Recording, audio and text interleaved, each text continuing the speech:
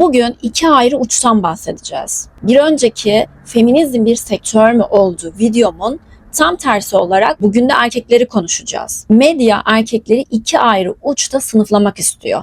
Ya vuran, kıran, racon kesen, mafya özentisi erkekler ya da pürüzsüz, aşırı bakımlı ve maskülenliği reddeden erkek tiplerinden bahsedeceğiz. Bu konuya geçmeden önce bir önceki feminizm sektör mü olduğu videom hakkında birkaç şey söylemek istiyorum. O videonun ana teması şuydu. Sistem, sektör kadınları daha çok tüketmeye yöneltmek için kadın vücudunu kullanıyor. Kadınların duygularını kullanıyor. Kadını erkeğe, erkeği kadına düşman ediyor demiştim. Fakat bu sözlerim bazı kişileri çok rahatsız etmiş ve hakaret içerikli yorumlar da aldım. Maalesef sosyal medyanın cilvelerinden bir tanesi bu. Sosyal medyada bir şeyler söylüyorsanız, doğru da olsanız çıkar bir tane avokado nickname'li biri size akıl vermeye kalkar. Diyorum ya, yani Albert Einstein şu an YouTube'da video çekmiş olsaydı ve kendi alanı hakkında konuşmuş olsaydı onu bile eleştiren, sus ne saçmalıyorsun diyen tipler türerdi. İşte bu tipler bu tipler. Ve yine bir şey dikkat çekmek istiyorum. Daha önce de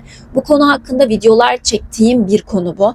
Bu insanlar 19 dakikalık anlattığım videonun içerisinde sadece 1-2 dakika konuştuğum kadının çıplaklığını sanki özgür bir şeymiş gibi pazarlayan ve bunu da kendine bir kar sayan sistemden bahsetmiştim. Bir hakaret yok. Bu bir sistem eleştirisiydi. Tabii ki insanlar istedikleri gibi giyinebilirler ama her şeyin bir sınırı olması gerektiği, insanların bir çizgisi olması gerektiğini kendi penceremden psikolojiyi, sosyolojiyi katarak anlatıyorum. Onun dışında insanların yaşam şekline karışmıyorum. Ama bu benim kanalım, bu benim televizyonum ve ben burada özgür fikirlerimi saygısızlık etmeden ve hakaret etmeden söylüyorken bu insanlar özgürlük savunucusu tırnak içerisinde. Bu insanlar benim özgür düşünceme saygı duymayarak bana hakaret ediyorlar. İşte buradan da anlayabilirsiniz ki bu insanların özgürlük anlayışı sadece kendi özgürlükleri. Her zaman da böyle olmuştur. Sizin ne düşündüğünüz hiç önemli değil. Sadece onlara bir laf gelmesin. Diyorum ya, 19 dakika boyunca konuştum. 1 dakikalık kıyafet mevzusuna takılıp bunun üzerine konuşuyor, hakaret ediyor. Bana söyleyeceği mantıklı bir cümlesi yok. Ben böyle düşünmüyorum çünkü şu sebepten diyebileceği herhangi bir tezi yok. Sadece saçmalıyorsun, boş yapıyorsun ve beni bir sınıfa sınıflandırıyor. Bana yobaz diyor mesela. Şimdi şurada şunu da eklemek istiyorum. Asıl yobaz bu insanlar. Neden mi? Çünkü yobaz kelime anlamı olarak sadece din üzerinden söylense de kelime anlamı olarak bir düşünceye körü körüne bağlı insan demek. Bu insanlarda benim bedenim ve ben çıplak da gezebilirim, sen buna karışamazsın demekten öte kendini savunacak sosyolojik, psikolojik, toplumla alakalı herhangi başka bir cümlesi olmadan sadece hakaret eden yobazlar. Ve ben bu yobazlara boyun eğmeyeceğim. Bu benim fikrim. Hakaret etmediğim sürece, saygılı bir şekilde kaldığım sürece kendi fikrimi istediğim gibi söyleyebilirim. Ve sizler, o hakaret eden insanlar, anonim bir şekilde, kimliksiz bir şekilde sosyal medyada insanları ikiye ayırıp insanlara nefret yükleyerek kendinizi tatmin edeceksiniz. Çünkü sizin amacınız sosyal medyada insanları birbirine düşürmek ve ben bunu biliyorum. Gelelim konumuzdan. Şimdi öncelikle mafyavari erkeklerin türemesinden bahsedeceğim. Bu bizim ülkemizde aslında yeni bir şey değil. Yeşilçam filmlerine baktığımız zaman benim yaşım küçüktü ama annem babam izlerdi veya açık olduğu zaman görürdüm, biliyorum. Hatta hala televizyonlarda var. Burada sürekli bir erkeğin çok güçlü olması, erkeğin kaba kuvvet uygulaması, erkeğin aşırı kıskanç oluşu ve bunlar sürekli bir sevgi olarak pompalandı. Kadir İnanırlar. Nedir? Maço erkek. Bunları izleyen neslin gerçekten de nasıl böyle sağlıklı kalabildiğine hayret ediyorum. O kadar kötü mesajlar var ki bu filmlerin içerisinde. Hani Yeşilçam diye çok övülüyor ama bence çok övülecek bir yanı da yok. Hepsi için söylemiyorum ama bu kategoriye koyduğum bütün filmler için bunu söyleyebilirim. Şimdi bunun yeni versiyonu olarak en çok ses getireni Kurtlar Vadisi'ydi biliyorsunuz ve oradaki o racon kesmeyi, o tırnak içerisindeki erkeklik vurgusunu milyonlarca kişi izledi ve milyonlarca kişi bundan kendine bir pay biçti. Yani o da öyle olmak istedi. Bunun sanki adaleti sağlayan bir şey olduğunu ve bunun iyi bir şey olduğunu vurgulandı. Çünkü oradaki karakterler aynı zamanda iyi insanlardı tırnak içerisinde. Hani ellerinde silahlar ama iyi insanlar, ama adaleti sağlıyorlar. Ama yöntemleri vurdulu kırdılıydı. Gücü ve korkuyu saldılar. Böyle filmler, böyle diziler mevcut. Siz diyorsunuz ki yani bu tarz şeyler, bir sonraki söyleyeceğim feminen erkek konusu için de bu geçerli. Böyle şeyler insanları nasıl etkiliyor? Bence etkilemiyordur diyorsanız çok yanılıyorsunuz. Albert Bandura'nın sosyal öğrenme kuramı diye bir şey var. Bobo Doll diye bir deney yapmış.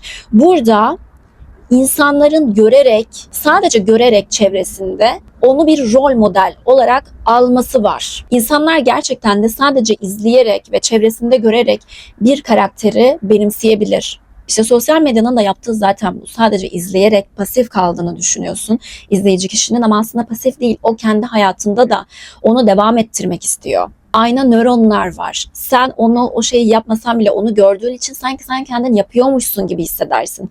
Daha önce de örneğini verdim. Limon yiyen biri ve limon yemeyi düşünen birinin beyin aktivitelerinde aynı yerlerde sinyaller yanıyor. Bunun diğer versiyonu, bunun üzerine belki birazcık daha konuşulabilir ama bunun diğer versiyonu, benim feminizm bir sektör mü oldu dediğimin aynı erkek versiyonu ise bu K-pop denilen Kore popu diye bir şey çıkarttılar. Bu tabii ki de daha globalde etkilerinin görüldüğü ama dünyadaki insanları ciddi şekilde etkileyen bir akım.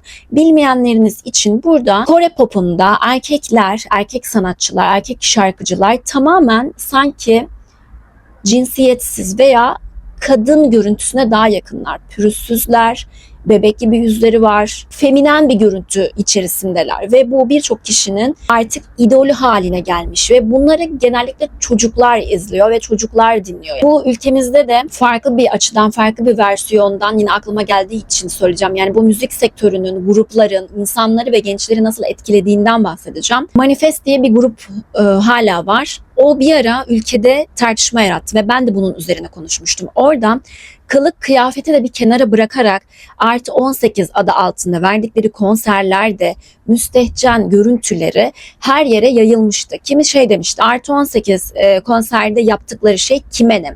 Fakat bu görüntüler sosyal medyada, yani siz bir ünlüyü veya bir grubu seviyorsanız, ben kendimden biliyorum. Çocukken ben de Grup Hepsi'yi severdim mesela. Onun her şeyini takip ediyorsunuz. Şimdi çocukların ellerinde telefonlar var. Bizim o zaman böyle bir imkanımız da yoktu. O görüntüler, yani idol olarak benimsedikleri bu insanların görüntüleri o çocukların da ekranlarına düştüler. Ve kılık kıyafetten ayrı bir şekilde aşırı bel altı, aşırı teşhirci ve cinselliği çok fazla ve kadın kadına cinselliği çok fazla gösteren hareketler sergilediler. Yine ülkece ikiye bölündük. Aslında ikiye bölünecek bir olay yoktu. Ve bunu bir videoda gerçekten de böyle verilerle, akademik çalışmalarla anlatmıştım. İsterseniz oradan izleyebilirsiniz. Bu tarz görüntülerin hani ahlak kısmını hiçbir kenara bırakmak istemiyorum ama hani bir kenara şöyle bırakarak bunun kız çocukların erken kadınsılaşması, vücudumu gösteriyorsam, vücudumu gösterirsem değerliyim, vücut metalaştırılıyor. Erkek çocukları ise bunları görerek kadın demek ki böyle olur. Kadın vücudunu sergilemeli. Kadın bir metadır anlayışını sergiliyor. Ama bizim düşünmekten yoksun kesim bunu özgürlük olarak algılıyor. Ya koskocaman YouTube diyorum çünkü yani YouTube nedir? Herhangi bir dini görüşü olmayan bir platformdur, değil mi? YouTube bile bazı bu tarz videoları çıplaklık diye uyarı veriyor ve bunları yasaklatıyor, yayınlatmıyor. Ama sen geçmişsin, oturduğun yerde bunlara böyle de olmayın. Hani sanat bu değil, müzik bu değil. Hele ki çocuklara yönelik şarkılar çıkartan ve çocukların çok sevdiği gruplar böyle olmamalı diyen insanları linçletiyorsun. Devam edelim konumuza. K-pop kültüründe, fotoğrafları buraya getireceğim size. İdealize edilmiş ürün olarak pazarlanıyor ve kozmetik sektörüne erkekleri de dahil etmek için bir plan, bir program. Çünkü erkekler de artık aşırı bakımlı, aşırı feminen. Çünkü erkekleri bu sektöre dahil etmeleri gerekiyor. Bunun farklı teorileri de olabilir. Mesela transhumanizm veya posthumanizm, birkaç zaman önce araştırma yaparken görmüştüm. Şimdi transhumanizm kavramı cinsiyetleri belirsizleştiren bir kavram. Yani insanı şöyle yapmak istiyorlar. Hani biyoloji, insanın biyolojisinde ne vardır? Kadın ve erkek vardır. İnsana o biyolojik sınırlarınızı atın. İnsan sadece biyolojik sınırları ile var olmuyordur diye bir felsefe dayatmak istiyorlar. İnsanı özünden kopartmak istiyorlar. Benim anladığım bu. Yani insanı köklerinden kopartıp daha kolay modifiye etmeye çalışıyorlar. Burada biraz toparlayacak olursak aklınız karışmasın. Mafya dizileriyle şiddet övülüyor. Hipermaskülen ve saldırgan erkek görüyorsunuz şu anda artık sokak çeteleri, racon kesenler, kendi adaletini sağladığını düşünenler. Yani topluma hani zararları saymakla bitmez ve bu medya eliyle yayıldı. Suça meyil arttı. İkinci konuştuğum konu K-pop denilen feminen androjen erkek tipleri, cinsiyetsiz androjen denilen cinsiyetsiz insanlara geçiş formları ve transhumanizm artık tamamen insanı kadın erkek diye ayırmayan, nötrleyen bilim adamı veya işte bilim adamı denmemeli, bilim insanı denmeli diye düşündüm ve yakın bir zamanda dedim ki niye böyle düşünüyorum ki yani? Bilim adamı, eğer bilim yapan kişi erkekse bilim adamı, kadınsa eğer bilim kadını diyebilirim. Neden bilim insanı diyorum? Bilim adamı veya bilim kadını diyeceğim dedim. Ve böyle de devam ettireceğim bunu. Posthumanizm düşüncesinde ise insan yeni dünya düzeninde akışkan, sabit bir kimliği olmayan, teknolojiyle bütünleşmiş bir varlık olarak görülüyor. Bu düşünce için ne düşünüyorsunuz? Bu akışkan olması, teknolojiyle bütünlük.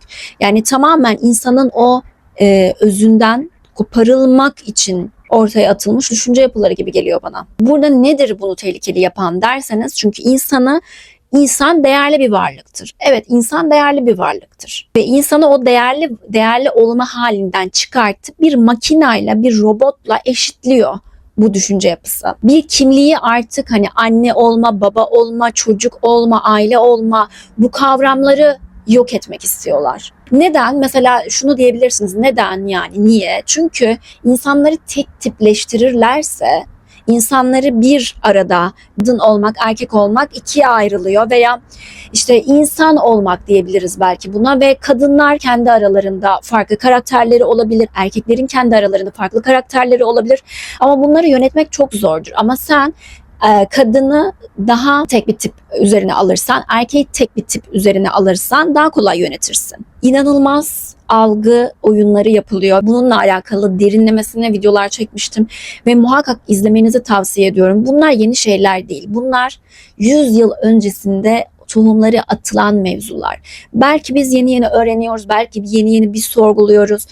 Birazcık artık hani medya kısmına ve algı kısmına da değinmek istiyorum. En sonunda hani ne yapmalıyız? Yani çocukları, insanları bu konular hakkında yani nasıl uyarabiliriz ve ne yapmaları gerekir korunmak için, onlardan bahsedeceğim. Medya konusunda şunu söyleyebilirim.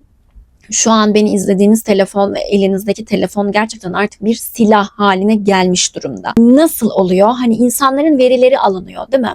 Ya benim verilerim alınsın, benim bir şeyim yok ki, ne olacak diyorsunuz ama o sistem öyle yürümüyor. Bunun için yine ayrı bir video yapabilirim ama burada çok kısa bir şekilde anlamanız, konuyu derinleştirmek adına ve sizi daha sorgulamaya itmek adına birazcık açmak istiyorum. Senin verilerin alınıyorken ne seversin, ne sevmezsin, neye karşı bir nefret besliyorsun, ne satın alırsın, ne yersin, ne içersin. Şimdi yapay zeka ile hepimiz dertleşiyoruz, değil mi? Yani sadece bir şey sormak değil, dertlerimizi anlatıyoruz, özelimizden bahsediyoruz. Bunların hepsi veri. Sen farkına varmadan bu verileri depolayan algoritma sana önüne haberler düşürüyor. Çünkü sen kendinle alakalı neye tepki vereceğinle alakalı bütün verileri bu algoritmaya verdin. Algoritma da tepkilerden besleniyor. Algoritma nefretten besleniyor. Bunun üzerine de ayrı bir video yapmak istiyorum. Yani insanları birbirine düşman ederek nefret ettirilmek isteniyor ve buradan da bir kazanç elde ediliyor. O yüzden her şeyin sen şucusun, ben bucuyum, o ocu oldu insanlar ve her şey siyasileştiriliyor. Çünkü bizim gibi toplumlarda hani kavgalar siyasetten çıkıyor, kavgalar futboldan çıkıyor ve bunlar çok güzel kullanılıyor. Her şey artık siyasete bağlanıyor. İnsanlar ben şu dine inanıyorum veya benim dini inancım şu, yani iki kelam edemez oldu. Çünkü hemen bir dine inanmak aynı zamanda paket olarak satılıyormuş sanki gibi.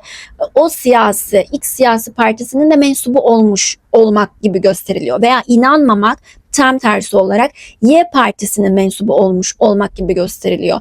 Bunlarla da alakalı bir video çekmiştim. Yani ya siyah ya beyaz, griler artık görülmüyor. Gri olmak ve orta yolda olmak sistemin istemediği bir şey. Ben kendimi orta yolda olma halinde hissediyorum ve böyle düşünüyorum. İki uçta olmak zorunda değilim. İki ucun yobazı olmak zorunda değilim. Kendi dini inancımı araştırırım, sorgularım, hiç kimseye dayatmam, kendim öğrenirim ama yeri geldiği zaman da benim inancım şudur ve ben böyle düşünüyorum diye iki cümle edebilmeliyim. Bu benim özgürlüğüm. Öteki taraftaki insan hiç inanmaz. Ben ne bir dine ne bir yaratıcıya inanıyorum der ama karşıdaki inanan insana da saygısızlık yapmaz. Ben inanmıyorum diyebilir ve bunun üzerine iki felsefesini yapabilir. Diyorum ya, iki ayrı uçta olmak zorunda bırakılıyor insanlar ve bu insanlar birbirine düşman edilmek isteniyor. Çünkü bu da planlı. Videoyu bitirirken çözüm nedir? Yani anlattın, cinsiyetimize kadar karışıyorlar, duygularımıza kadar karışıyorlar. Peki ne yapmalıyız? Şimdi bu konuda tabii ki de en maalesef kırılgan ve savunmasız grup gençler. Ve gençler ve ergenlik yaşı çok yukarılara çıkmış durumda. Hani 18 yaşındaki bir insan artık hani ben tamamım falan demesin. Bu durum böyle 20, bence 20'lere kadar, hatta 30'a kadar bile çıkartıyor bilim insanları. Yani o beynin şekillenmesi ve bir şeyleri kopyalama halini. O yüzden karakterler, size sosyal medya karakterler satıyor. Siz o karakterler değilsiniz. Kendinizi keşfetmeniz gerekiyor. Ve bunun için tabii ki de en önemli yol araştırma, sorgulama. Bu videolar gibi videolar izleme. Yeni dünya düzeninde ne yapılmak isteniyor? Bazıları komple teorilere katılıyorum ama bu komple teorilerinin altının da bazılarının boş değil. Medya seni bir şekilde sınırlamak istiyor. Medya seni hep bahsettiğim gibi bir kalıba sokmak istiyor. Kadınsan böyle, erkeksen böyle işte olmak zorundasın gibi gösteriyor. Senin değerin sadece böyle deniyor. Mahremiyetini pazarlaman isteniyor. Bunlara hayır demen gerekiyor. Bunları bilmen için de birazcık psikoloji okuman gerekiyor. Kendini tanıman gerekiyor. Kendinle baş başa kalman gerekiyor. Ne seversin ne sevmezsin bilmen gerekiyor. Arkadaşların ve sosyal çevrende kabul görmek için onların dediklerine tamam dememen gerekiyor. 2. Medya okuryazarlığı. Biraz bu dili, bu nabzı anlaman gerekiyor. Bununla alakalı birçok videolar var. Ben de videolar çektim. Medyanın arkasındaki, o perde arkasında neler dönüyor? Sana medya bir şeyi sevimli olarak getiriyor tabii. Yani K-pop, bakın o dünyaya, her şey cıvıl cıvıl, rengarenk. Ama K-pop sektörünün arkasındaki problemler, o çocukların küçük yaşlardan ailelerinden alınmaları, çok yumuşak ve soft görüntülerinin arkasında inanılmaz disiplinli bir yaşam stili, o menajerlerinin, o sektörün onların her şeyine karışması, görünen artık bu dünyada gördüğünüz şeylere körü körüne inanmayın. Görünenin arkasında, bunun arkasında ne varmış diye sorgulamanız gerekiyor. Medya okur yazarlığına biraz hakim olmanız lazım. Dijital detoks, bunu hep her videomda söylüyorum. Şu Instagram'da kaydırma işini bırakın.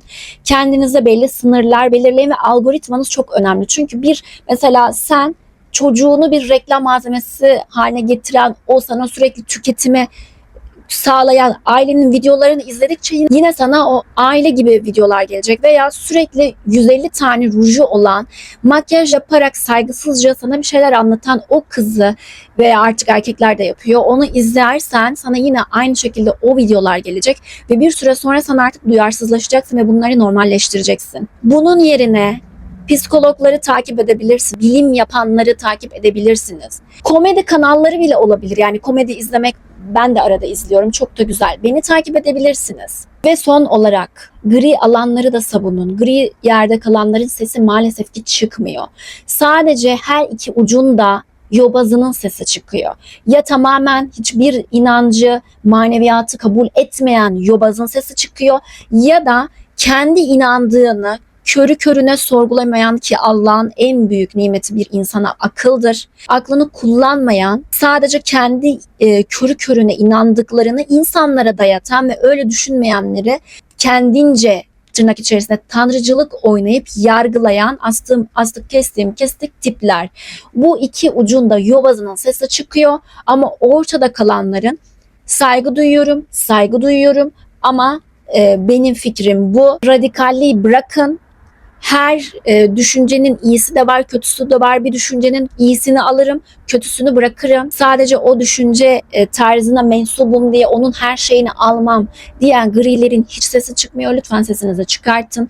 Beğenin, yorum yapın, paylaşın, destekleyin beni ve benim gibi kanalları. Sizler de yorumlarda güzel fikirlerinizi paylaşın ve yorumlarda da eminim birbirinize destek çıkıyorsunuz. Birbirinizden ve ben de sizlerden çok şey öğreniyorum. Beni desteklediğiniz için teşekkür ederim. Bir sonraki videoda görüşmek üzere.